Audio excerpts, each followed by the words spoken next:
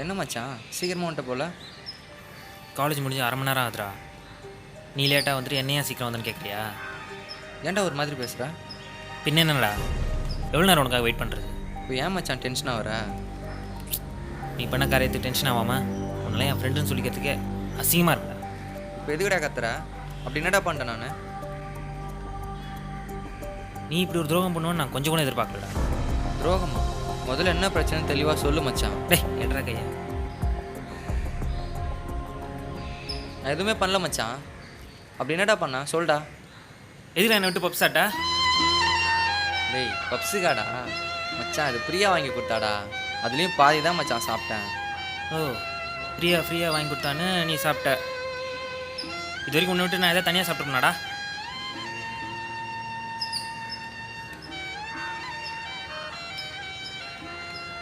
அவளே பாதி தான் மச்சான் கொடுத்தா.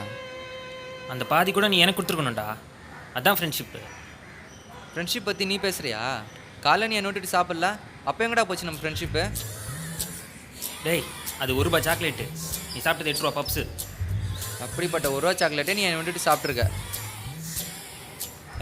₹1 எங்கே இருக்குது, ₹8 பப்ஸ் எங்கே இருக்குது? உன்னை விட்டுட்டு பப்ஸு சாப்பிட்டதுக்காடா சண்டை போடுற? சண்டை பப்ஸ்க்காக இல்லைடா, ஒரு பொண்ணு வாங்கி கொடுத்தான்னு பப்ஸு சாப்பிட்டு வந்து நிற்கிறல்ல, அதான். அப்படி என்னடா பண்ணிட்டாவா பெருசா? டேய் அவள் புரிஞ்சுக்கிட்டால கூட நீ என்ன புரிஞ்சிக்கலையாடா?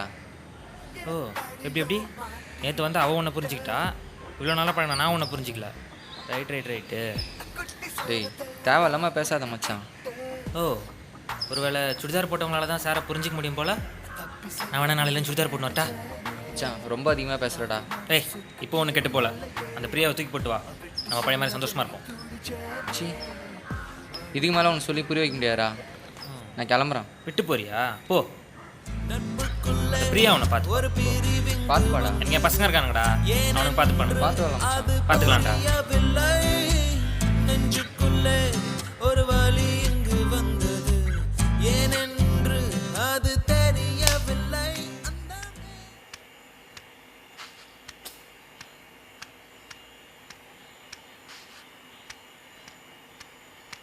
மச்சான் ஒரு பீர் எவ்வளோ? 70 2 2 4 4 2 8 1 2 3 4 5. எனக்கு வேறு காசில் நேரத்தில் ஞாபகப்படுத்தி விட்டாங்க. சார் நீங்கள் எங்கே இருங்க, அந்த வீட்டுக்கு போயிட்டு வந்துடுறேன்.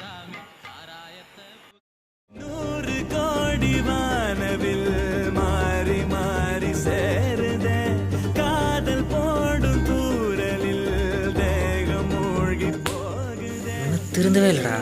அவ்வளோதான். வா வா கதை பேச. ஐயையோ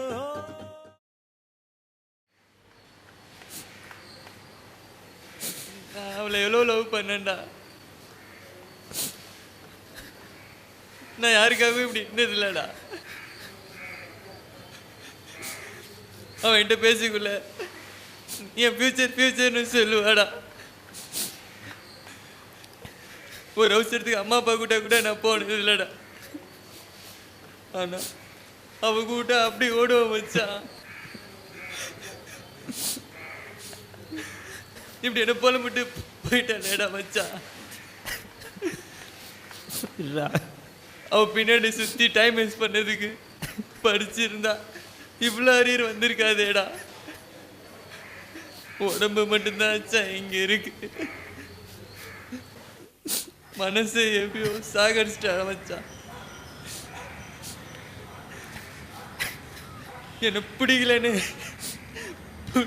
போயிட்டானே மச்சான் அவன்.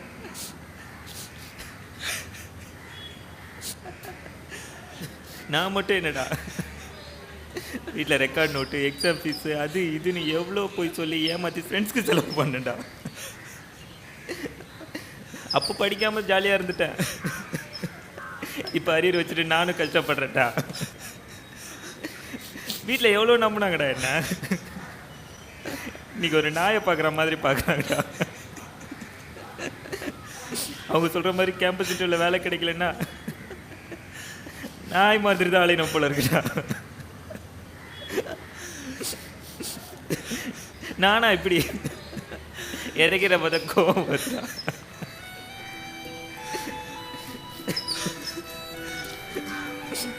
இப்படி ஒரு வாழ்க்கை நமக்கு தேவையாடா? நம்ம பேசாம செத்துல மச்சான். செத்துடலாம் மச்சான், செத்துடலாம்டா.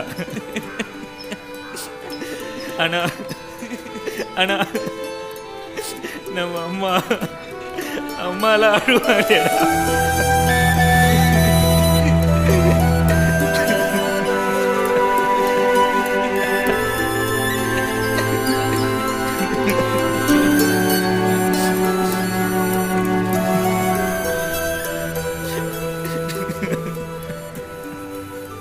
இல்லடா மச்சான், இல்ல.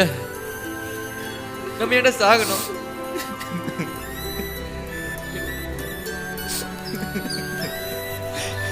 இன்னும் 2 செமஸ்டர் இருக்குடா மச்சான்.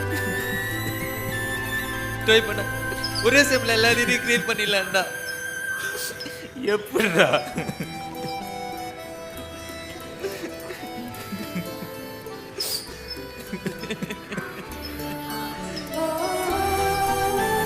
நம்மளால முடியும் மச்சான், நம்மளால முடியும்டா.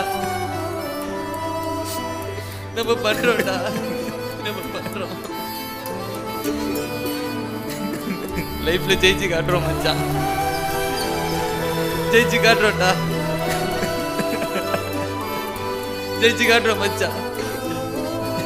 கண்டிப்பா நம்ம ஜெயிப்போம்டா, ஜெயிப்போம்டா.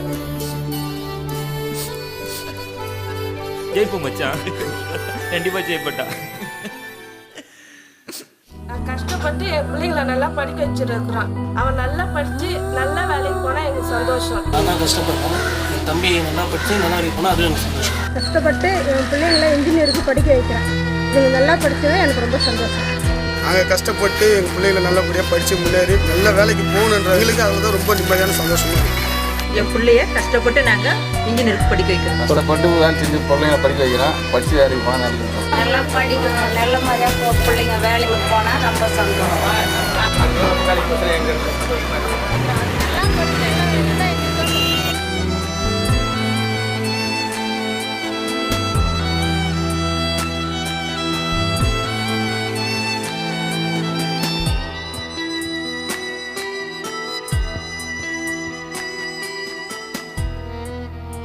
எந்த ஒரு தாய் தந்தையரும் தம் பிள்ளைகள் என்ன படித்து முடித்திருக்கிறார்கள் என்பதை நினைத்து சொல்லிக்கொண்டு மட்டும் சந்தோஷம் அடைந்திட முடியாது, பெருமிதம் கொள்வதும் கிடையாது.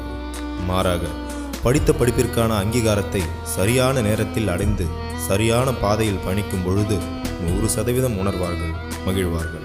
ஆம், படிக்கும் பருவத்தில் சரியாக தேர்ச்சி பெற்றால் அனைத்தும் உன்வசம். திரும்பிடாத இளமை பருவத்தில் நீ சாதிக்க வேண்டியது ஏராளம். மனம் அலை பாய்வதை கட்டுப்படுத்தினால் ஏற்படும் நன்மைகள் தாராளம். காலம் பொன் போன்றது, கடமை கண் போன்றது.